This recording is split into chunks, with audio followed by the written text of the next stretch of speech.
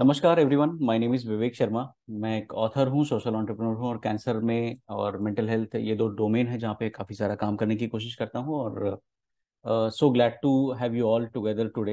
And जैसा कि हम जानते हैं कि हम बात कर रहे थे कि हम कैंसर के बारे में, स्पेशली लंग कैंसर के बारे में बात करेंगे। बिकॉज एक तो ये एक बड़ी अच्छी भी बात है कि इस तरह से जो है इसके लिए नए नए ट्रीटमेंट्स आते जा रहे हैं, नई नई पद्धतियाँ आती जा रही हैं और काफ़ी सारे इसमें एवोल्यूशन या रेवोल्यूशन कह सकते हैं हम, वो हो रहा है।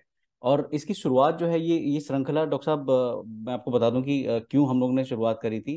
कि जब भी हमने लास्ट कॉन्क्लेव करा था 4 फरवरी 2023 को, which was very much inaugurated by our Ravi Prakash भाई। सो रवि ने खुद इनोग्रेट किया था उसे। और मतलब हमने बहुत सारा चर्चा किया था। और लेकिन कैसा होता है कि कई बार हम लाइफ में बहुत सारी चर्चाएं करते हैं, लेकिन अमल बहुत कम चीज़ों पे हो पाता है। एंड बिकॉज हमें लगा कि मतलब हम सब एक जैसा ही कॉम्पैशन, एक जैसा ही पैशन अगर शेयर करते हैं, तो क्यों ना हम इसको कंटिन्यू करें और चलते चलते चलते चलते जितना काम हम कर सकते हैं, कम से कम उतना काम हम करते रहें। और ये जो सीरीज है या इस तरह के जो डिस्कशन हम कर रहे हैं पिछले कुछ महीनों से, तो the idea is to continue to brainstorm and ऐसी ऐसी चीजें हम ग्राउंड लेवल पे जो भी इम्प्लीमेंटेशन कर सकते हैं, उन सारी चीजों को किया जाए। So meanwhile we wait for Urvashi ji and doctor Manali. So मैं चाहता हूँ कि इस प्रोग्राम की शुरुआत करी जाए। हमारे साथ एमिनेंट पैनलिस्ट हैं डॉक्टर सेवंती लिमय, जो कि एक मेडिकल ऑन्कोलॉजिस्ट हैं मुंबई से, डॉक्टर प्रिया एच पुनियानी, जो कि एक सर्जिकल ऑन्कोलॉजिस्ट हैं, फेफड़े और like, okay, I will not use those languages काटती हैं बेसिकली, ये सर्जन है। हमारे साथ रवि प्रकाश जी हैं, जो खुद एक एक्टिव कैंसर पेशेंट है, लंग कैंसर पेशेंट है, और बहुत सारा काम खुद भी कर रहे हैं as an NGO, as a patient advocate. हमारे साथ जुड़ने वाली हैं उर्वशी प्रसाद जी, जो कि एक जो डायरेक्टर हैं नीति आयोग में, planning commission of India. And Dr. Manali Patel, who's gonna join us. She's palliative care physician and आजकल वो जसलोक में जुड़ी हुई हैं। मैं एक बारी जिस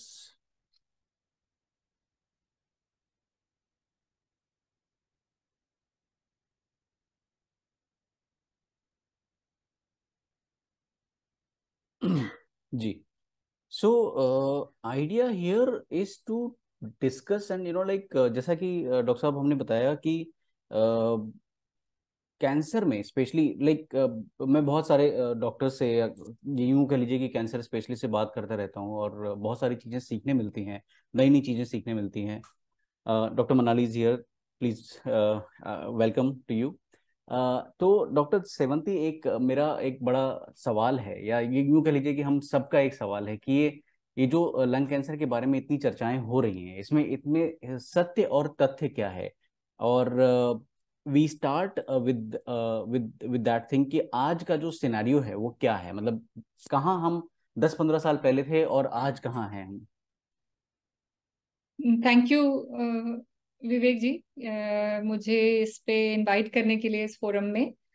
तो सबसे पहले ये एक्नॉलेज करना चाहूंगी कि लंग कैंसर का ट्रीटमेंट पिछले दशक में बहुत चेंज हो चुका है। और अगर बात की जाए कि ये अर्ली 2000s में कैसे था और आज कैसे है, तो it is full of hope.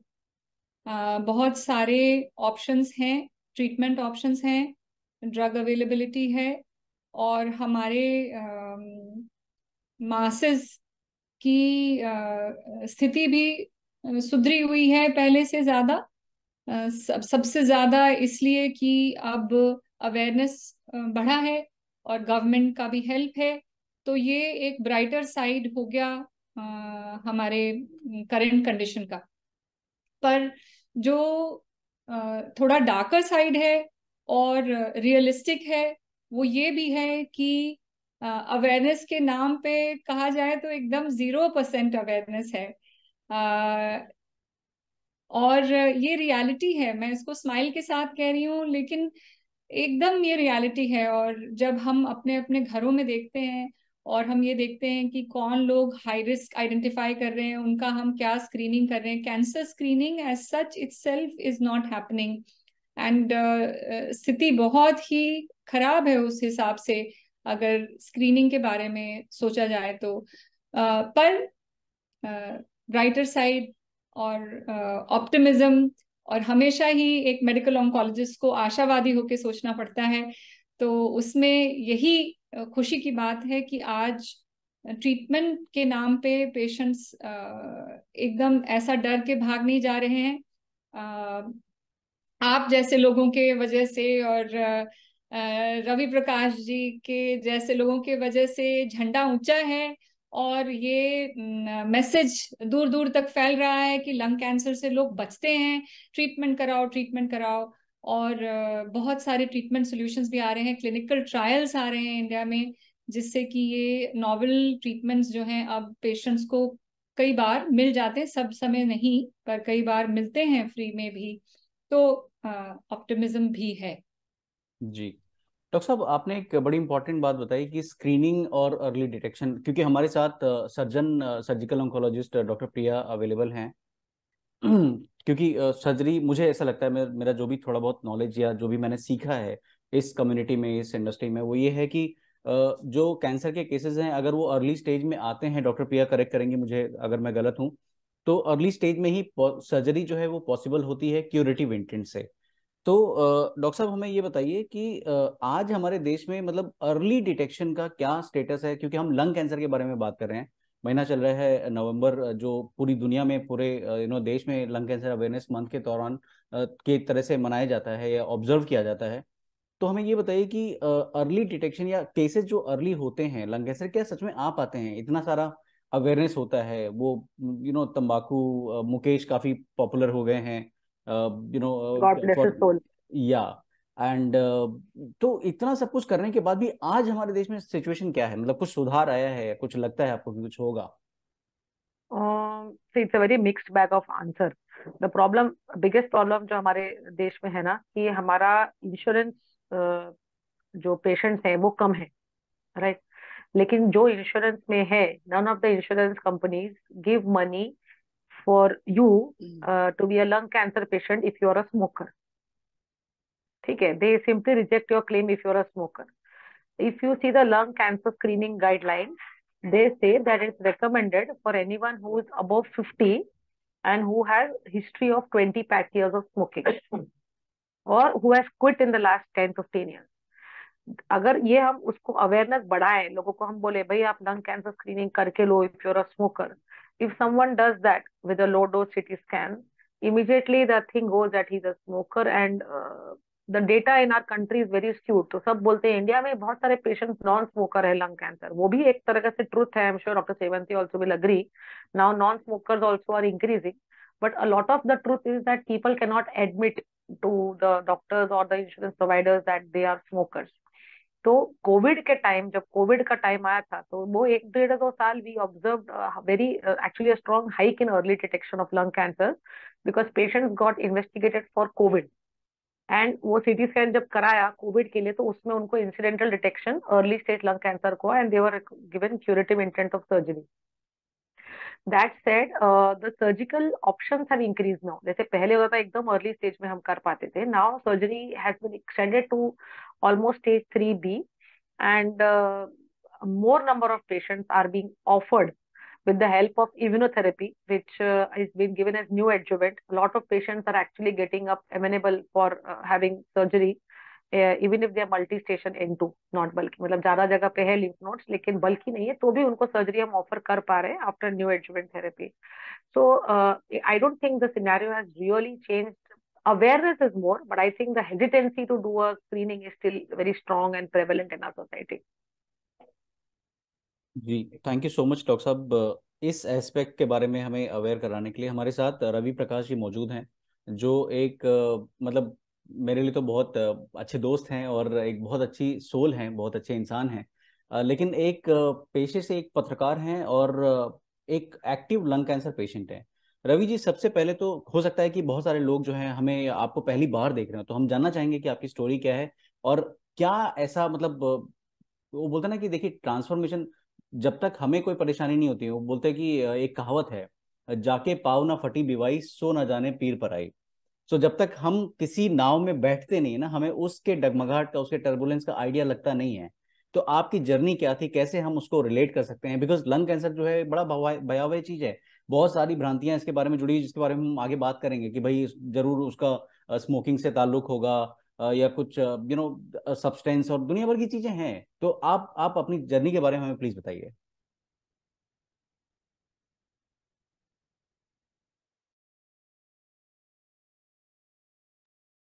आप म्यूट पे हैं रवि जी। अब मैं जी जी जी। पहले तो धन्यवाद आपका और डॉक्टर सिवंती का, डॉक्टर मनाली, डॉक्टर प्रिया और सब लोग जो जुड़े हुए हैं हमारे साथ, उन सबका। देखिए, आपने बता ही दिया है कि नवंबर है, लंग कैंसर अवेयरनेस मंथ है। और एक फैक्ट बहुत बड़ा ये भी है इस देश का कि इस देश में जो डॉक्टर सिवंती ने कहा कि स्क्रीनिंग के नाम पे कुछ भी नहीं है। हम लोग नीचे खड़े हैं, बहुत नीचे। और जैसे अभी उत्तरकाशी में है ना, टनल में लोग फंस गए हैं। इनफैक्ट हम नीचे भी नहीं है, सतह पे नहीं है, सतह के नीचे किसी टनल में फंसे हुए हैं। और जैसे वो ऑर्गन मशीन आ रही है ना, जाती है काम करके, फिर रुक जाती है, फिर एक काम शुरू होता है, फिर वो कुछ आगे बढ़ता है, फिर बिल्डिंग होती है, फिर ठंडा होता है, फिर वो काम रुक जाता है। तो एग्जैक्टली हम लोग उसी स्थिति में है। फर्स्ट तो ये। दूसरा कि मैं अपने बारे में बताता हूँ। होता है कि हमारे यहाँ डॉक्टर्स कहते हैं, और ये रिटेन इसका लिटरेचर भी है वर्ल्ड वाइड, कि लंग कैंसर उनको होता है जो स्मोकर्स है। उसका एक अभी डॉक्टर प्रिया ने बताया भी कि भाई अगर आप इतने सिगरेट पीते इतने साल तक, तो आप लंग कैंसर के बने रहे बोलिए। मुझे जब लंग कैंसर हुआ तो मैं नेवर स्मोकर हूँ। मैंने कभी सिगरेट का टेस्ट नहीं किया। मुझे अल्कोहल का टेस्ट तो था कि चलिए शराब मैं पी लेता था कभी कभी। नहीं, सिगरेट मैंने कभी पिया ही नहीं, कभी हुक्का नहीं लगाया किसी क्लब में जाके, कभी हुक्का भी कभी अट्रैक्ट हुआ, बट मुझे मतलब मैंने कभी किया नहीं। लेकिन मुझे लंग कैंसर हुआ। तो कोई भी लिटरेचर ऐसा नहीं है इस दुनिया में, या होगा तो हमारे पास वो अवेलेबल नहीं है, भारत में तो नहीं है, कि जो लोग स्मोकर्स नहीं है उनके लिए क्या गाइडलाइंस है कि वो लंग कैंसर से बचे। आपके रेडॉन का एक्सपोजर होगा। रेडॉन का कहाँ कहाँ कोयले की खदानें हैं भारत में? मुंबई में है क्या कोल माइंस? मुंबई में क्यों हो रहा है नॉन स्मोकर्स को लंग कैंसर? दिल्ली में तो कोल माइन नहीं है, क्यों होता है? मैं रांची में रहता हूँ, जो झारखंड का कैपिटल है, और बाकी शहरों से ज्यादा अच्छा है पर्यावरण यहाँ का। मुझे क्यों लंग कैंसर हो गया? तो एक तो ये होना चाहिए। तीसरी बात जो मैं जोड़ना चाहता हूँ कि मैं अपने बारे में बताती हूँ कि मुझे जब ये डायग्नोस हुआ था 2021 में, तो ये स्टेज 4 में था। और जब आपने वो भी कहा कि जाके फटे न पीर बिवाई, वो दूसरे की पीड़ा नहीं जानता। इवन रतन टाटा साहब का मैं एक इंटरव्यू देख रहा था पिछले दिनों। मैंने अभी टेलीविजन पे बोला भी 10 दिन पहले डॉक्टर कुमार प्रभास के साथ जब मैं था उस शो में, तो कि रतन टाटा साहब का एक इंटरव्यू मैंने देखा कि उन्होंने कहा कि जब उनकी मदर की डेथ हुई कैंसर से, और उन्होंने एक प्रपोजल दिया कि मैं चाहता हूँ कि कैंसर हॉस्पिटल खुले मुंबई में, जिसमें इलाज लोगों का सब्सिडाइज रेट पे। तो तब की जो कमेटी थी टाटा ग्रुप की, जो बोर्ड ऑफ डायरेक्टर्स थे, उन्होंने रिजेक्ट कर दिया कि नहीं, इसकी कोई वायबिलिटी नहीं है फिलहाल। तो रुक गया काम। कुछ दिनों के बाद जब रतन टाटा साहब के हाथ में कमान आई टाटा ग्रुप की, उन्होंने इस प्रपोजल को दोबारा दिया, कन्विंस किया अपने लोगों को, और फिर अस्पताल खुला। और आज आप रिजल्ट देख रहे हैं कि मैं 3 साल के बाद भी स्टेज 4 का पेशेंट होते हुए आपसे बात कर रहा हूँ। और अगर इस पर चाहे तो डॉक्टर सिवंती जैसे डॉक्टर्स रहेंगी यहाँ, तो मैं शायद कुछ और साल तक बात कर पाऊंगा। तो इसलिए हो पाया क्योंकि रतन टाटा साहब ने पहले उसको फील किया। अब बची बात मेरी, कि मैं बहुत मन से स्वीकार करता हूँ, और ये गलत भी है कि मुझे भी, मैं एक जर्नलिस्ट हूँ, मैं ठीक ठाक जर्नलिस्ट था मतलब हूँ हिंदी का इस देश में। फिर भी मुझे कैंसर का एबीसी नहीं पता था, मैं कभी नहीं जानता था। मैं सिर्फ ये जानता था कि कैंसर एक बीमारी है, इससे लोग मर जाते हैं अगर ठीक नहीं होता है। जब मुझे कैंसर हुआ तो मैंने इसको पढ़ने की कोशिश की, आप लोगों से इंटरेक्ट करना शुरू किया, कई किताबें मंगवाई, सब कुछ किया। तो अब मैं कुछ चीजें जानता हूँ। ये भी एक फैक्ट है कि लोग तभी जूझते हैं इसमें जब उनके ऊपर आ जाती है पीड़ा। जैसे मुझे कैंसर हो गया तो मैंने जानना शुरू किया। और ये सारी चीजें जो है ना, सोचने वाली चीज। एक और बात जो डॉक्टर प्रिया ने कहा है कि इंश्योरेंस कंपनियां कहती हैं कि भाई आप स्मोकर हैं तो हम आपको नहीं देंगे रिलीफ, हम आपका आपका वो बिल जो है पास नहीं करेंगे। तो क्यों चाहता है आदमी कराने? अभी कैंसर, मेरा कोई इंश्योरेंस नहीं था कैंसर के पहले। मैंने अभी हाल में 25 लाख का इंश्योरेंस लिया अपनी वाइफ और बेटी के लिए। तकरीबन 25 लाख रुपए के आसपास का प्रीमियम वो एनुअल देना पड़ा, मैंने दिया है। अब कल हो के वो बीमा कंपनी अनफॉर्चुनेटली कुछ हो जाए, वो कहे कि नहीं आपके तो फादर को लंग कैंसर था तो हम आपको ट्रीट नहीं करने जा रहे। तो ये तो अनफॉर्चुनेट है ना। अगर ये अनफॉर्चुनेट है तो इसको आप कैसे पॉजिटिव वे में चेंज कर सकते हैं, ट्रांसलेट कैसे होगा? तो एक ही एजेंसी है इस देश में जो सबसे पावरफुल है, और वो एजेंसी है गवर्नमेंट ऑफ इंडिया। सरकार, चाहे सरकार अगर एक कानून बना ले कि बीमा कंपनी, अगर किसी ने बीमा कराया है, किसी भी तरह की बीमारी उसको होगी, तो have to consider all the bills. इसी तरीके से जो सरकार की अपनी बीमा योजना, आयुष्मान भारत योजना, मैं ये नहीं कहता कि इम्यूनोथेरेपी की दवाइयां आप दे दीजिए, क्योंकि अगर कोई दवाई 10 लाख रुपए की होगी और योजना 5 लाख की, तो कहाँ से देंगे आप? कि जो आप कर सकते हैं ना, जो आप मॉलिक्यूलर टेस्ट कर सकते हैं, जो आप शुरुआती स्क्रीनिंग्स कर सकते हैं, सीटी स्कैन कर सकते हैं, वो तो करा दिए सर, बायोप्सी तो करा दीजिए। और जो दवाइयां अब आप कहेंगे नहीं मैं जेफिटिनिव दे रहा हूँ, वो जो है ना उस जेनेटिक 700 रुपये में जाती है बाजार में। आप एस्ट्राजेनेका का दे तो समझ में आता है बात कि ठीक है आपने कुछ दिया, तो आप कौन होते हैं ये स्पेसिफाइड करने वाले कि ये दवाइयां ही होंगी तो हम देंगे? Are you doctor? अगर आप ऑन्कोलॉजिस्ट नहीं है, अब ठीक है आप प्रधानमंत्री होंगे इस देश के, अरे आप डॉक्टर नहीं है ना, एमबीबीएस तो आपने नहीं किया ना, तो if you are not an MBBS, तो आप कैसे डिसाइड करेंगे? आपका 4 आईएएस जो ग्रेजुएट होने के बाद, जैसे हम लोग ग्रेजुएट हैं, फिर हम लोग अपनी अपनी पढ़ाई करके एक्सपर्टीज करके अपना जॉब कर रहे हैं, आप भी तो ग्रेजुएट ही है ना, आपने किसी स्ट्रीम में पढ़ाई की, फिर आप आईएएस हो गए, 4 लोगों की टीम ने आपको सजेस्ट कर दिया, और आप कहेंगे नहीं नहीं कीमोथेरेपी में हम ये दवा देंगे, इम्यूनोथेरेपी की दवा नहीं देंगे, ये जो एमजीएस जांच नहीं करने देंगे, तो कैसे चलेगा सर? तो मेरा प्राइमरीली तो यही कहना है कि सबको, जो डॉक्टर सेवंती ने कहा है कि हम लोग जीरो पे हैं, मैं थोड़ा सा एड ऑन उनसे माफी मांगते हुए करता हूँ, हम लोग टनल में हैं, उस टनल से बाहर निकालने के लिए एक लिफ्ट चाहिए, और वो लिफ्ट किसी न किसी को देना पड़ेगा, और वो गवर्नमेंट ही सबसे पावरफुल है जो लिफ्ट का इंतजाम करे। जी। आपने अब मुझे जो है पुश कर दिया है towards government, and fortunately we have one representation from the government as well, and she has been she is a very kind soul, a very good friend, and most importantly, you know, like she is very compassionate and passionate about patients with cancer, because शायद जितना मैं उनको जानता हूँ कि मतलब personally काफी close quarter से उन्होंने देखा हुआ है कैंसर को। मैं रोशी जी से रिक्वेस्ट करूंगा कि रोशी जी हमें 2-3 पहलुओं पर जो है थोड़ा हमें अपना एक्सपीरियंस शेयर करें। पहली चीज, क्योंकि देखिए सरकार एक ऐसी चीज है जो मतलब मैं जब से बड़ा होता आया हूँ तब से मैंने ये देखा है कि भाई देश में या दुनिया में किसी भी नाकामी के लिए जो है एक एक व्यक्ति जो है जिम्मेदार होता है, वो है सरकार, और जो नहीं दिख सकता है वो होता है भगवान। तो जो दिख सकता है कम से कम हम उससे बात कर सकते हैं, आपसे बात कर सकते हैं। हमें ये बताइए कि देखिए काफी सारा काम जो है इस, I would not say about this government और दैट गवर्नमेंट, बट पिछले कई सालों में ना बहुत सारा काम हुआ है जो मैं खुद विटनेस कर रहा हूँ, and now you know kind of being working in the domain of cancer में मैंने खुद बहुत सारा एवोल्यूशन देखा हुआ है। तो ये क्या अच्छी चीजें हैं जो सबको जाननी चाहिए कि भाई सरकार जो है आपकी सब कुछ नहीं कर सकती, लेकिन ये बिट कर रही है। दूसरा मेरा सवाल आपसे वो ये होगा कि एक स्टडी हुई थी टाटा हॉस्पिटल में, इसके हिसाब से मतलब 3% से कम लोग, यानी कि 2.97% प्रिसाइजली, वो लोग ही इम्यूनोथेरेपी या इस तरह की अच्छी दवाइयां सो कॉल्ड यू नो वो अफोर्ड कर पाते हैं। तो बाकी के लोगों के लिए क्या मतलब, वो कैसे, मतलब वो what could be the path? Because देखिए एवोल्यूशन जो है वो एक लंबा प्रोसेस है, मतलब हम कहीं और थे 70-80 साल पहले, आज हम कहीं और हैं, शायद और जागे आगे जाएंगे, लेकिन वो जो बेटन है वो क्या बेटन हमको पास करना है, क्या काम हमको करना है as a community, as a society, as the ecosystem.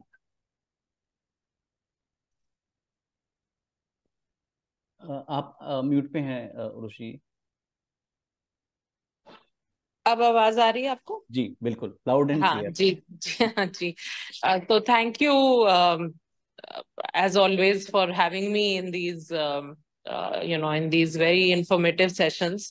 और आपने मेरा बहुत सब कुछ अच्छा इंट्रोडक्शन दिया, लेकिन मतलब मैं ये बोल दूं कि मैं खुद एक लंग कैंसर पेशेंट हूँ, स्टेज 4 लंग कैंसर पेशेंट हूँ। तो I think that is a very important part of the introduction, because I think that positions me very uniquely, working in public health. I am a public health trained professional, and I've been working in now health policy making for many years.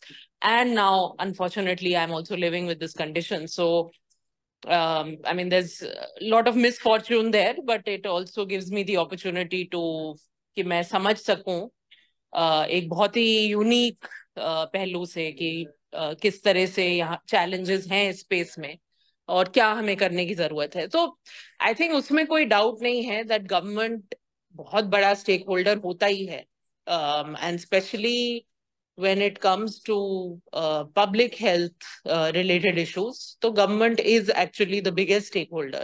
तो I think वो responsibility can never be taken away. But of course I think that जो हमारा public health system का neglect हुआ है वो decade से neglect हुआ है। वो मतलब आपने कहा कि गवर्नमेंट्स, अलग अलग गवर्नमेंट्स, आई थिंक डेकेड से निग्लेक्ट हुआ है। आप हमारा हेल्थ केयर एक्सपेंडिचर ही देख लीजिए कितना रहा है, और पब्लिक हेल्थ पे तो और भी कम रहा है। क्योंकि मेरा यही मानना है कि जब कैंसर की बात होती है तो ऑफ कोर्स हर पहलू है, और वो ट्रीटमेंट और इंश्योरेंस और वो सब पे मैं आऊंगी, लेकिन जो प्रिवेंशन है और अर्ली डिटेक्शन है वो कैंसर में हम सब जानते हैं कि सबसे इम्पोर्टेंट है। कुछ कैंसर्स में बड़ा मुश्किल होता है वो कर पाना, जैसे मेरा एक म्यूटेशन ड्रिवन कैंसर है जो शायद मेजोरिटी लोग इस देश में जानते भी ना हो, but of course doctor Sevanti would be an expert at treating that and she would be knowing that कि एल्क ड्रिवन जो मेरा कैंसर है, तो उसको तो खैर अर्ली स्टेज पे डिटेक्ट करना भी कई बार बड़ा मुश्किल होता है। वो कई बार डिटेक्ट ही होता है स्टेज 4 पे, अदरवाइज परफेक्टली हेल्दी लोगों में होता है, यंग लोगों में होता है, नॉन स्मोकर्स में होता है। तो उस तरह के तो हो ही सकता है आपके साथ कि भाई आपको ऐसी कोई बीमारी हो जाए जो एक्चुअली वाकई में उसके लिए स्क्रीन कर पाना बड़ा मुश्किल है एक तरीके से। लेकिन बहुत से ऐसे कैंसर जरूर हैं जो अगर आप स्क्रीन कर पाए, जल्दी डिटेक्ट कर पाए, तो you can make a huge difference in terms of the kind of treatment that somebody needs, in terms of the cost that goes into it. So I think screening पे definitely we need a lot of investment, and specifically जब lung cancer screening की बात होती है तो I think अब जो technology है वो एक बहुत अच्छे एवेन्यूज प्रेजेंट कर रही है। बल्कि एक ऑर्गेनाइजेशन है जो एआई यूज करती है, आर्टिफिशियल इंटेलिजेंस यूज करती है, and they are able to do this kind of differential screening for tuberculosis versus विज़िबी लंग कैंसर। तो मुझे लगता है कि उस तरह से जो अब एक टेक्नोलॉजी भी आ रही है हमारे पास, उसको भी अगर हम लेके स्केल पे ले जाएं और लो कॉस्ट स्क्रीनिंग कर पाए, क्योंकि कॉस्ट हमेशा देखिए भारत जैसे स्केल पे अगर आपको कुछ भी करना है तो कॉस्ट आपको लो रखना ही पड़ेगा, अदरवाइज कभी भी कितना भी अमाउंट ऑफ बजट काफी नहीं पड़ेगा। और कैंसर अनफॉर्चुनेटली इतना बड़ा बर्डन होता जा रहा है कि मतलब 50% एक तरह से लाइफ टाइम रिस्क है एक इंडिविजुअल की you might you're likely to develop cancer. तो आप सोच सकते हैं कि वो स्केल कितना इनॉर्मस है हमारे जैसे देश में। सो हमें लो कॉस्ट टेक्नोलॉजी, इनोवेशन, उस पर बहुत ध्यान देना ही पड़ेगा। और स्क्रीनिंग के पॉइंट ऑफ व्यू से वो काम है जो मैं खुद उसमें अभी इन्वॉल्व हूँ कि इस तरह की स्क्रीनिंग हम कैसे स्टेट्स में, अलग अलग राज्यों में भारत में लेकर आए और उसको स्केल अप करें। तो वो एक बहुत अहम पहलू है। प्रिवेंशन जरूर मैं कहूंगी कि हमें बहुत स्ट्रेस देना है कि भाई ठीक है, हर कैंसर स्मोकिंग से नहीं होता, बहुत से कैंसर्स का तो आप बल्कि कोई एक एक्सप्लेनेशन दे भी नहीं सकते कि भाई किसी को क्यों हुआ। लेकिन स्मोकिंग तो एक definitely proven definitive risk factor है, और जो हम अपनी लाइफस्टाइल से एलिमिनेट कर सकते हैं। तो उस तरह की अवेयरनेस, उस तरह की जो एक ओवरऑल हेल्दी लाइफस्टाइल को लाना, उस पे आई थिंक फोकस गवर्नमेंट का डिस्प्रोपोर्शनेट होना चाहिए, क्योंकि वो रोल सिर्फ गवर्नमेंट प्ले कर सकता है। वो कोई प्राइवेट प्लेयर वो रोल नहीं प्ले करेगा कि वो स्केल पे जाके उस तरह की अवेयरनेस करें, उस तरह की स्क्रीनिंग करें। वो काम गवर्नमेंट का ही हो सकता है। तो आई थिंक उस पहलू पे पर्टिकुलर ध्यान देने की कोशिश कर रहे हैं, एटलीस्ट जो मेरा काम है यहाँ पे नीति आयोग में। और फिर बहुत चर्चा हुई है इंश्योरेंस की, तो जरूर मतलब उसमें कोई शक नहीं है, मतलब बल्कि मेरा तो खुद का जो मेरा ट्रीटमेंट है वो मेरी इंश्योरेंस कंपनी बहुत हद तक वो कहेगी कि भाई हम नहीं कवर करेंगे ये, हम वो नहीं कवर करेंगे ये, एल के लिए आप जो टीकेआई लेते हैं ये क्या होता है, मतलब हमें तो सिर्फ कीमोथेरेपी पता है। तो ये इश्यूज तो मैं खुद ही फेस करते हूँ। तो एक उस तरह से definitely there is a need कि हम जो एक सेंसिटाइजेशन करें of different stakeholders in the system, जो इंश्योरेंस के हैं, various other people who are involved in making these decisions और these kind of decisions. And जैसे रवि जी ने कहा कि भाई अगर आप क्वालिफाइड भी नहीं है to make this decision, then like why are you, मतलब why do you take that call. तो आई थिंक उस तरह का जो एक सेंसिटाइजेशन है, वो एक पूरा सिस्टम है, वो हमें देखना है। जो हमारा खुद का इंश्योरेंस पैकेज है आयुष्मान भारत, आई थिंक उसका we are certainly looking at कि रिविजन कैसे कर सकते हैं हम, वेरियस वेरियस उसमें जो पैकेजेस हैं including the cancer care packages, ki what are the treatments that we can bring into it. Yes, certain treatments are very expensive, and that is why I spoke about cost. कि we have to constantly try in whatever way we can, चाहे technology के use से हो, चाहे जो भी हो, कि हम कॉस्ट को नीचे लाएं जितना ला सकते हैं। लेकिन अभी भी ऐसे ट्रीटमेंट्स हैं जिनको हम कर सकते हैं इंक्लूड, या हम पैकेजेस को कर सकते हैं रिवाइज। तो वो अभी हमें काफी डिस्कशंस हमारे अभी चल रहे हैं, including with different kinds of insurance private players, insurance providers, not just people in big cities, but people in smaller cities, hospitals in smaller cities, towns, tier 2, tier 3. तो उन सब के साथ we are having a much broader sort of discussion with stakeholders to see कि क्या हम लोग कर सकते हैं, क्या feasible है। And I think yes, I mean definitely we might not be able to do everything in one go, but as long as we are moving in the right direction, that I think is important. So I think मतलब ये दो पहलू हैं जिन पे I think particular हमें focus चाहिए from the government's point of view.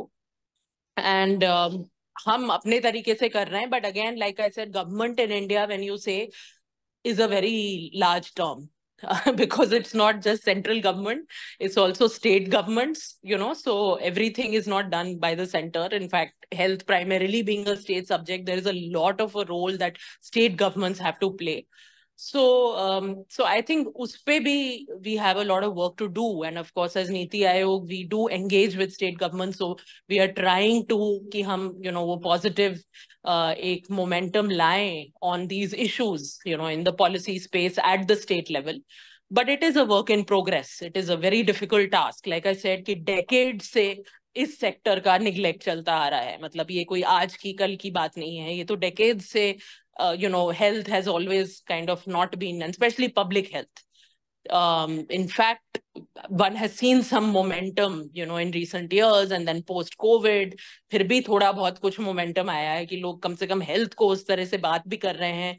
You are having discussions on this topic itself. पहले तो वो भी नहीं होता था, that as a public health professional, I can say कि even that was not happening earlier. So I would say that I would like to be optimistic that yes, we have a long way to go, we have a lot to do, but I'm optimistic that at least in my capacity I will try to make whatever change I can. And I really love a couple of things about you, Roshi ji. First thing is that you never ever shy away from taking your responsibilities. I mean, I'm not talking about personally, but even your job role, and which is very, very demanding and very high pressure, but you always have owned your responsibility. And second thing I really like is that you are always eager to look for the avenues to work for. जहाँ पे बहुत सारे लोगों के हमारे बहुत सारे examples हैं. I came to the book launch of your father, and I had a fortune to meet a lot of IAS officers over there. And like बातें होती हैं तो समझ में आता है कि like it is very easy for kind of procrastination. लेकिन आप you are one of the officers who always takes it head on and like चलो ठीक है इसके बारे में क्या कर सकते हैं. You start doing that. Thank you so much, and we are really grateful as a country to have an officer like you.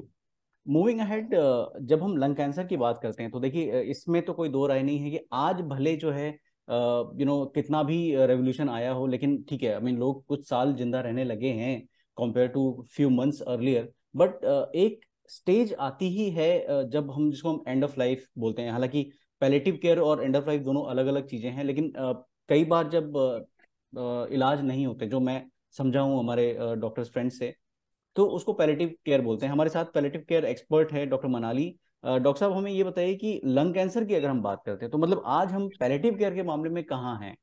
क्या गैप्स हैं, आपको लगता है कि क्या हमको करना चाहिए? आज आज सबसे पहली चीज तो आज हम हैं कहाँ? थैंक यू विवेक जी, मुझे इनवाइट करने के लिए।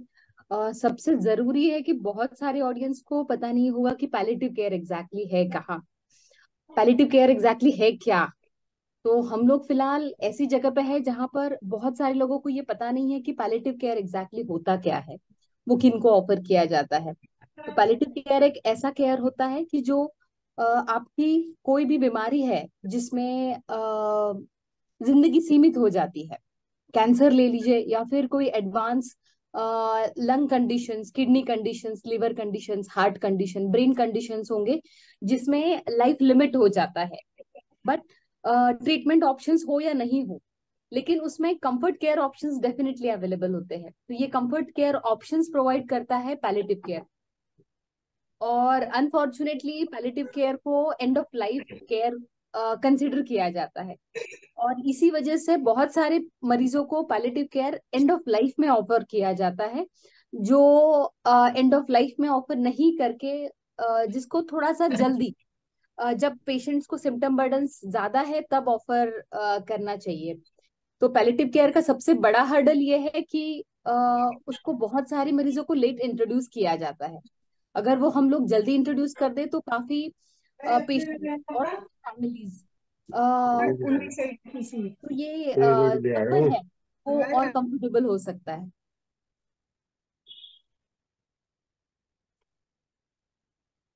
जी। So now moving towards I don't know, probably हमारे जो गेस्ट स्पीकर थे या पैनलिस्ट थे about insurance, he sense that it is going to be lord around insurance, so he chose not to come today. But like बहुत सारी चीजें देखिए उभर के तो सामने आती हैं और कई बार हम जानते हैं, लेकिन उसके बारे में चर्चा नहीं होती, उसके बारे में डिस्कशंस नहीं होते, उसके बारे में वो रास्ते नहीं बनाए जाते हैं। इसकी वजह से कई बार चीजें जहाँ की वहाँ पड़ी रहती हैं। So I will come back to Ravi ji. Ravi ji हमें ये बताइए कि जब हम बात करते हैं कॉस्ट की, देखिए हमारा एक जो देश है, हम मतलब कहीं ना कहीं हम चाहते ना चाहते हुए भी जो है वो कॉस्ट एक ऐसा एलिमेंट है in the cancer care continuum जो आता ही है। तो अवेलेबिलिटी की अगर हम बात करते हैं, ड्रग्स की अगर हम बात करते हैं, अभी किसी हमारे पेशेंट ने अपना सजेशन भी दिया हुआ है चैट बॉक्स में कि भाई दवाओं की कीमत को लेकर कैसे काम किया जाना चाहिए, बिकॉज सभी लोग हैं यहाँ पे। In fact somebody was from industry was also supposed to come but he could not make it out today. तो हमारा अप्रोच क्या होना चाहिए, लाइक और आई डोंट नो, मतलब शायद हम आज के सेशन में तो सिर्फ ये मुद्दा रख सकते हैं क्योंकि जवाब देने वाले जो लोग हैं वो आज अनुपस्थित हैं। सो हमें क्या करना चाहिए, मतलब what kind of structure we should be kind of demanding, because we have a policy maker over here, we have clinicians over here, we have patients over here, we have NGOs over here. Ravi ji. देखिए, जो cost का मामला है ना, आपने शुरू में ही कहा कि टाटा मेमोरियल हॉस्पिटल ने वो किया था, स्टडी की थी और इम्यूनोथेरेपी को लेके, जिसमें ये आया कि भाई 3% से कम लोग जो हैं उसको अफोर्ड कर पा रहे हैं। और फॉर्चुनेटली वहाँ पे एक रिसर्च हुआ, डॉक्टर कुमार प्रभास, डॉक्टर वनीता नरोन्ना और डॉक्टर विजय पाटिल और दूसरे जो टीम के लोग थे, इन लोगों ने उसका उसका उसका डोज कम करके उसके कॉस्ट को थोड़ा कम किया। जो दवा 2 लाख की थी वो 20 रुपए की हो गई और लोगों को थोड़ा बहुत फायदा मिल रहा है। एक तो ये ताजा उदाहरण, इसलिए मैंने इसको दिया अपनी बात करने के पहले। दूसरा एक एग्जाम्पल मैं अपना देना चाहता हूँ कि मैं EGFR muted lung cancer patient हूँ। और जब मेरा डायग्नोस हुआ था तो मुझे मेरे डॉक्टर ने जो पार्टिकुलर ड्रग टारगेटेड थेरेपी की का सजेस्ट किया था, उसकी कीमत काफी थी, 5 लाख रुपए महीने की थी। तो मेरे लिए पॉसिबल नहीं था, तो मैंने मना किया था और मैं सेकेंड ऑप्शन पे गया क्योंकि वो कॉस्ट कंपीट कर पाना मुश्किल था। अब आप देखिए कि इंडिया में हमारी पर कैपिटा जो नेट इनकम है ना, वो 1 लाख रुपए से भी कम है, 93,000 के आसपास कुछ है। तो 93,000 रुपए नेट पर कैपिटा इनकम वाले देश में 5 लाख रुपए या 10 लाख रुपए महीने की दवा, इम्यूनोथेरेपी की 21 दिन की साइकिल, कोई 3 लाख या 4 लाख रुपए की साइकिल का कोई कैसे अफोर्ड कर पाएगा। और आपको याद होगा कि हम लोग तो लास्ट डिस्कशन में थे कुछ महीने पहले, जिसमें वो का मतलब स्टेक होल्डर्स काफी थे, इंश्योरेंस कंपनी के भी वो थे। उन्होंने कहा था कि इंडिया में 4% के आसपास के लोगों का इंश्योरेंस है हेल्थ का, उसमें भी जो एवरेज इंश्योरेंस है वो 4 लाख रुपए का है। तो अगर फर्ज करिए कि इम्यूनोथेरेपी की कोई दवा जो 3.5 लाख रुपए की हो 21 दिन के साइकिल की, और आपका इंश्योरेंस ही आपको 4 लाख रुपए प्रोवाइड करेगा मैक्सिमम, तो आप ले पाएंगे क्या? आप तो नहीं ले पाएंगे। तो अब है कि ये कंट्रोल कैसे होगा, जो कॉस्ट है, क्योंकि हमें ये कंसीडर करना पड़ेगा कि हम भारत में रहते हैं, अब भारत में कॉस्ट कम करना है। अदरवाइज आपके पास दवाइयां होंगी, आपके पास डॉक्टर एक पर एक बड़े डॉक्टर्स होंगे, और वी आर प्रिविलेज कि हमारे पास बहुत शानदार डॉक्टर्स हैं दुनिया के, ऑन्कोलॉजी में खासकर, और अच्छे हॉस्पिटल्स भी हैं। देखिए हमारे पॉकेट में पैसा नहीं है तो हम इन सबका इस्तेमाल ही नहीं कर पाएंगे। तो कैसे करेंगे सर? तो कर ऐसे सकते हैं हम कि हमें कॉस्ट को कम करने के जो तमाम उपाय हैं उन पे बात करनी होगी। और यह बात मैं अगेन रिपीट करूंगा कि यह बात किसी चैम्बर में बैठ के नहीं होगी।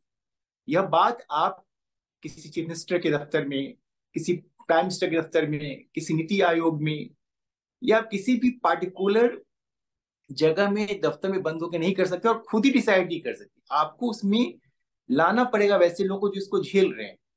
जैसे आज डॉक्टर मतलब उर्वशी जी हम की अच्छी सेहत की दुआ करते हुए कहते हैं, उर्वशी जी आज इसलिए समझ पा रही क्योंकि वो इन चीजों को झेल रही है। उन्हें लंग कैंसर है, मैं इसलिए बोल पा रहा हूँ कि मुझे लंग कैंसर है। मैंने कहा ही कि 3 साल पहले तक मुझे कैंसर का कभी नहीं पता। तो जो कॉस्ट का मामला है, इस कॉस्ट के मामले को कंसिडर करने के लिए जो स्टेक होल्डर्स हैं, खासकर कॉस्ट जिनको चैलेंज करता है, जिनको प्रभावित करता है, उनको इन्वॉल्व करके आपको उस पर विचार करना पड़ेगा। और एक और चीज मैं रिपीट करना चाहता हूँ, वो ये है कि कई बार क्या होता है कि हमने कोई रिसर्च कर ली, ऐसे कोई बहुत अच्छी मेडिसिन इंडिया में बन गई, तो बहुत ही अच्छी बात है। अगर आप इंडिया में बनाएंगे तो आपका वो आपकी कीमत सस्ती हो जाएगी, क्योंकि आपका उसमें इन्वॉल्वमेंट कॉस्ट का कम हो। अगर आप नहीं बना पाते हैं, तो जैसे टाटा में वो हुआ रिसर्च की भाई हम उसका डोज कम करके क्या कुछ उपाय ढूंढ सकते हैं, हमें इनोवेट भी करना चाहिए कि हम इनोवेट कर पाए, हमारे पास तरीके क्या हो सकते हैं। तो ये सब करेंगे तो मुझे लगता है कि कॉस्ट कम होगा, और ये कंसीडर करना ही पड़ेगा। देखिए अभी क्या है कि अभी जो बजट हुआ है, मतलब मुझे मैं बार बार कहता हूँ, मैं थोड़ा सा मैं जर्नलिस्ट हूँ तो मैं डेटास पा जाता हूँ, बट ये फैक्ट है ना। फैक्ट ये है कि हमारी सरकार ने इस साल के बजट में जो रिसर्च पे, मेडिकल रिसर्च का जो बजट है वो घटा दिया है। घटाया था निर्मला सीतारमण जी ने, जो फाइनेंस मिनिस्टर, और उन्होंने क्या कहा तब घटाते वक्त, तब ये आर्ग्यू दिया गया गवर्नमेंट की तरफ से कि जो पैसा हमने अलॉट किया था रिसर्च के लिए उतना पैसा खर्च नहीं हो पाया, तो इसलिए हम इसको कम कर रहे हैं। तो दोनों ही जगह से सोचना पड़ेगा। वो जिनके लिए पैसा अलॉट हुआ है वो खर्च करें इसको, और जो एजेंसी पैसा देती है मतलब गवर्नमेंट ऑफ इंडिया, वो पैसा दे। अब एक बच्चे ने, आपका आपका बच्चा स्कूल में टिफिन लेके गया, एक दिन उसने लंच नहीं लिया, तो आप नेक्स्ट डे टिफिन तो बंद नहीं कर देंगे ना उसका। उसकी मम्मी तो बनाएगी ना फिर खाना, कि आज इडली नहीं खा पाया तो कल डोसा दे के देखे, परसों पास्ता दे के देखे, कभी आलू फ्राई करके दे दे। क्या नहीं तुमने नहीं खाया हम बंद कर रहे हैं? अरे यूटिलाइज नहीं हुआ, अनफॉर्चुनेट है, तो जी। बजट कम कर देंगे आप। एंड मैं ठीक है, पूरी तरह से जी जी जी यूनियन ऑफ स्टेट्स है इंडिया, जहाँ पे हर राज्य सरकारें हैं अलग अलग। पार्लियामेंट में, मैं रिपीट कर रहा हूँ इस चीज को दोबारा तिबारा, पार्लियामेंट की अपनी स्टैंडिंग कमेटी ने कहा ना कि भाई कैंसर को नोटिफाइबल डिजीज बना दीजिए। उसमें कौन से स्टेट गवर्नमेंट का इन्वॉल्वमेंट है मिस्टर प्राइम मिनिस्टर और इस देश की सरकार? हम तो देश की सरकार से बात करें। आपके पार्लियामेंट में आपकी स्टैंडिंग कमेटी ने कहा है कि साहब आप इसको नोटिफाइबल डिजीज बना दीजिए, इसको ट्रैक कीजिए। उसमें कहाँ लेकुना है? कौन सा पैसा इन्वॉल्व हो रहा है आपका?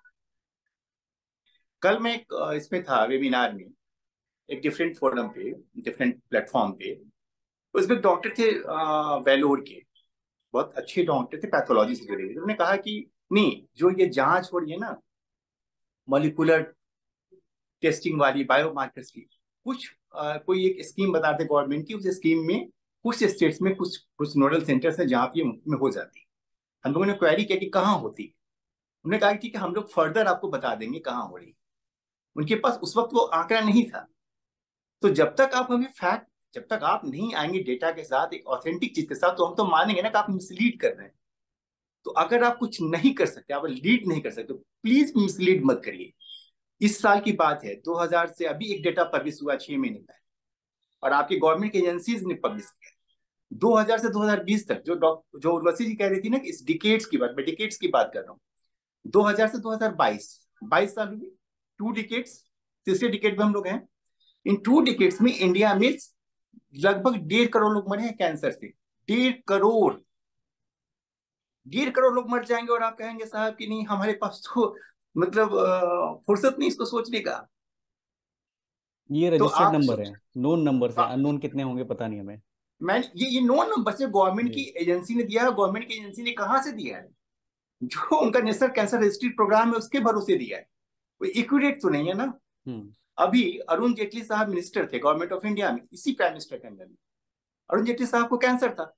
उनकी डेथ का कारण आप गूगल कर लीजिए, उसमें उनके डेथ का कारण कैंसर नहीं बताया गया। अभी सुब्रत राय सहारा जो बड़े इंडस्ट्रियलिस्ट देश थे, उनकी डेथ हुई है, उनको भी कैंसर था। उनकी कंपनी ने रिलीज में कहा कि वो मेटास्टैटिक कैंसर के मरीज थे। डेथ कैसे हुई? हार्ट अटैक रुकने से। सांस रुकेगी तभी मरेंगे ना सर हम।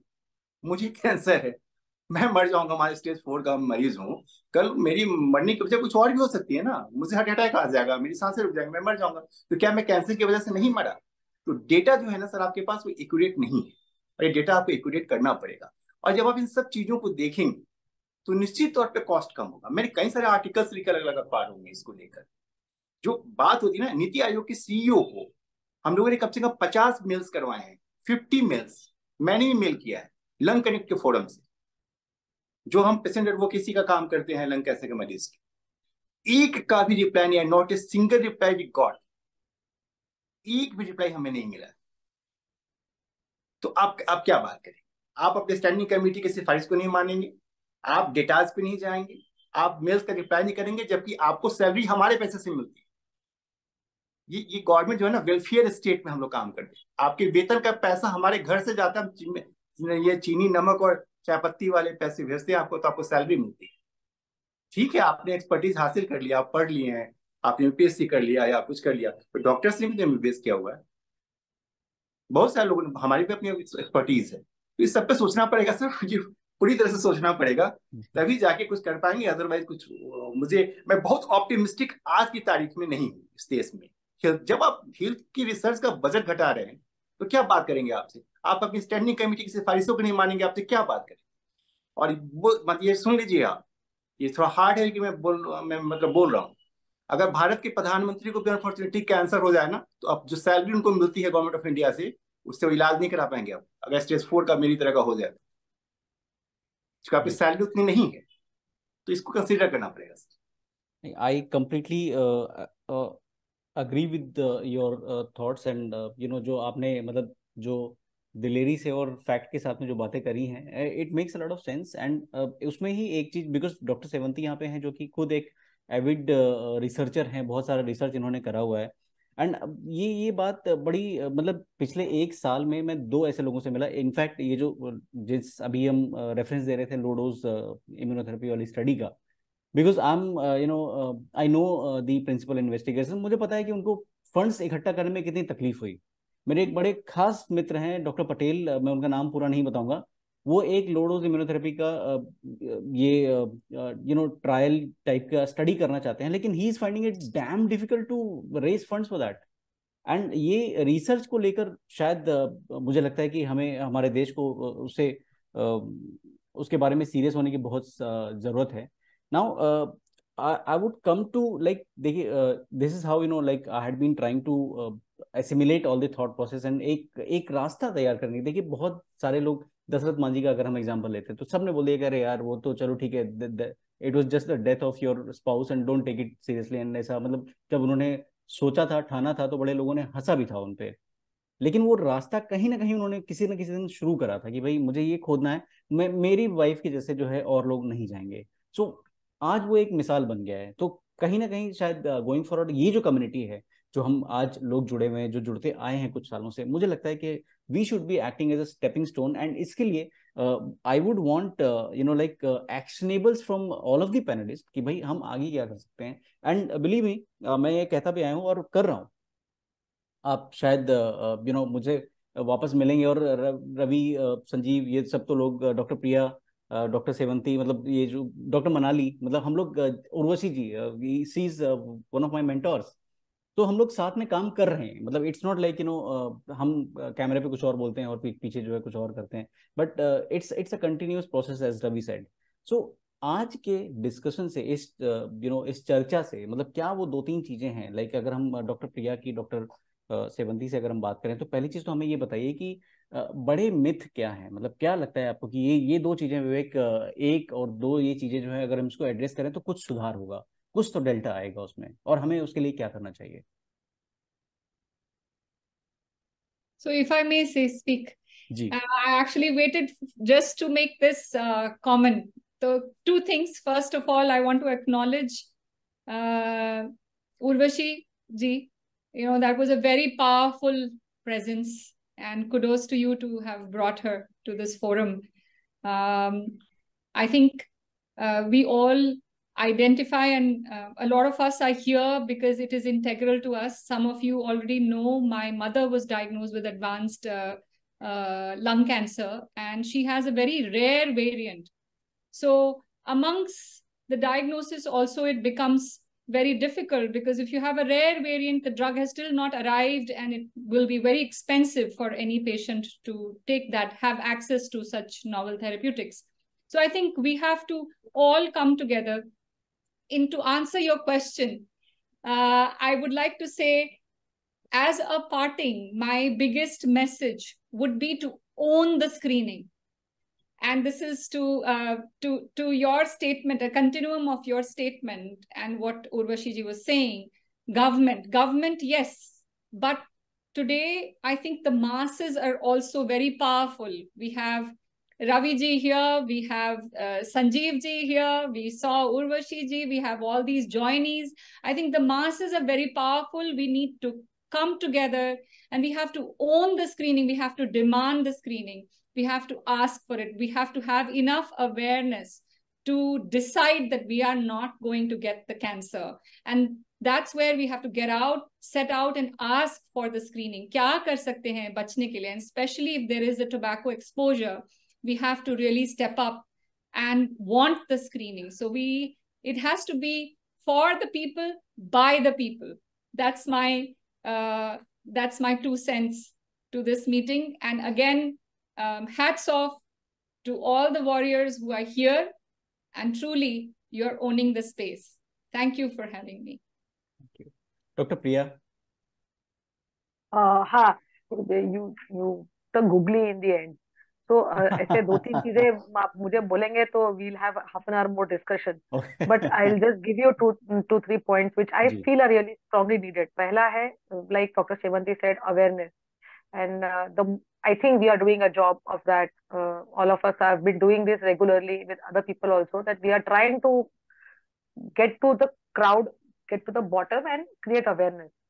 I also think that there has to be some discussion, there has to be some solution, some plan which should be at least, what is the right word for it? Pivoted for or promoted for, wherein we are able to get a private-public partnership done between the government and corporates. Simply because we put a stamp that it's expensive. It is expensive. Then we have an issue, kahan sasta hoga? If I go to the other part, at least the surgical aspect, yeah, palliative aspect, lot of other things other than the immunotherapy cost or targeted therapy cost, routine jitne cost rehte hain, the ground level of people are able to afford it only at TMH, which leads to increased crowd, increased upstaging, delay of treatment, बहुत कुछ होता है, and one hospital, one brand cannot take the load throughout the country. So I think that some level we need a sort of bridge between the corporate and TMH or the government or DAE, wherein XYZ number of patients, the hospitals should be instructed, and that fund has to be same. I mean, some way, some calculation has to be done. I don't know what, but there is a need to bridge the gap between the government hospitals like TMH and the corporates, because the people in the middle are drowning. It's one brand which is trying to take the load of the majority of the Indians who are not that affording to go to the bigger centers. And so जितने लोगों को use हो सकता है, जितने लोगों को benefit हो सकता है, वो हम नहीं दे पा रहे, because our hands are also tied. Even if ji I can do the best, I cannot do it at every corporate hospital because the patient cannot afford it. तो थोड़ा एक ब्रिज कहीं हमें पब्लिक कॉर्पोरेट के बीच में लगेगा. Awareness is the key, and Dr. Shivanti rightly said, you have to own the screening, you have to push for it, and the only way to do it is by awareness. जी. Doctor Manali, you are on mute. Sorry, I'm जी audible. जी So same thing, awareness is the key. So awareness should be included from prevention of cancer to the palliation of the cancer. So it starts with awareness, and actually it ends with awareness as well. So it is the most important thing. awesome. Roshi ji, you have any final take on like कोई आप you being my mentor, anything is that you would want me to follow up with you and work on that? हालांकि we are working on certain things. नहीं, I think like I said, abhi screening for me is something that I'm really trying to prioritize जी in my work. Low cost जो screening है, technology के integration से जो हो सकती है, and I think some of our startups are already doing very innovative work on this. Like I was mentioning one जी स्टार्टअप जिसके साथ हम पायलट्स भी कर रहे हैं डिफरेंट स्टेट्स में. तो I think that is something that right now, I am personally very keen on. मतलब obviously see, cancer is not something कि सिर्फ आप किसी एक पहलू पे काम कर सकते हैं. काम तो आपको हर पहलू पे करना है और साइमल्टेनियसली करना है, मतलब उसमें कोई शक नहीं है. And I really, resonate with Ravi ji's very powerful, voice on this issue. But I think, I am a very small cog in the wheel, as per my father's book title. So, as a small cog in this very large wheel, I can, only pick certain things that, I can focus on and try to drive a meaningful change. तो वो मैं कोशिश कर रही हूँ कि जो भी, चाहे मैं छोटा सा ही पहलू पिक करूं, लेकिन उसमें कुछ हम मीनिंगफुल कर पाए. तो उसमें आई थिंक जो भी आप लोग, आपका भी सपोर्ट है कि जैसे कैसे हम ऐसी ऑर्गेनाइजेशंस को आइडेंटिफाई कर सकते हैं जो इस तरह का इनोवेटिव काम कर रहे हों, लेकिन शायद छोटे स्केल पे कर रहे हों, शायद उनको मदद चाहिए हो स्केल अप करने के लिए. तो ऐसे लोगों के साथ हम कैसे जुड़ सकते हैं, उनको अपने स्टेट गवर्नमेंट्स के साथ कैसे जोड़ सकते हैं. तो आई थिंक इस तरह की बहुत टेंजिबल चीजें हैं, बहुत कुछ है जो कर सकते हैं, लेकिन I think we have to identify 1 or 2 things at a time and really try to put our weight behind that and drive some positive change on that. Sure. Dr. Priya, you raised hand, wanted to add something? Yes, yes. please. Yeah, जी yeah. One thing is that जैसे doctor अभी miss Urvashi ने बोला about startups who are doing they're working with screening. Hmm So one more thing, if you notice in entire city of Bombay, low dose CT scan of thorax is uh, is informed by only one radiology center, which I cannot publicly name. It's a private. No other center even talks about it that they have it. Though it's a program which can be easily done in any good corporate hospital, no one comes out with the fact that they have a screening program. I don't know the reason, but it is possible in most of the CT scan centers. So I think the awareness also has to go at the level of doctors, or where we also should insist our own fraternity people to come up with it. Only one center in the entire city of Bombay which advertises they have LDCT of thorax, none others. Second thing is, lot of industry people give coupons of patient support, right? So patient support के बहुत सारे coupons आते हैं. वैसे ही if we can target some industry sponsors in their CSR funds to give screening coupons, wherein we can get the people who are not very rich but who have a high risk tendency to have lung cancer to get screened either free or at discounted rate to begin with. Because a lot of coupons are available for the medicines and etc., but there's nothing available except mammography. There's nothing available for free screening. So maybe that is also we can tell the corporates, the industry people to come up with. Great. Thanks for the idea. I'll come back to you. We'll have a long discussion on that, and we'll see that how we can implement as a social impact organization. And Ravi ji से मैं कुछ नहीं बोलूंगा, न कुछ नहीं पूछूंगा, क्योंकि मुझे उनके साथ काम करना है. मैं उनके साथ खड़ा होकर काम करूंगा. और एक बड़ी अच्छी बात, मैं एक बड़ा आई वुड से मजेदार आज की डेट में मैं कह सकता हूँ, एक वाकया है ऐसा कि अगर आप मुझे मेरे कॉलेज के टाइम पे मिले होते तो मतलब मेरा ऐसा था कि यार डिग्री लो और इस देश से निकलो, इधर कुछ होता नहीं है, कुछ होएगा नहीं, इधर कुछ बदलेगा नहीं।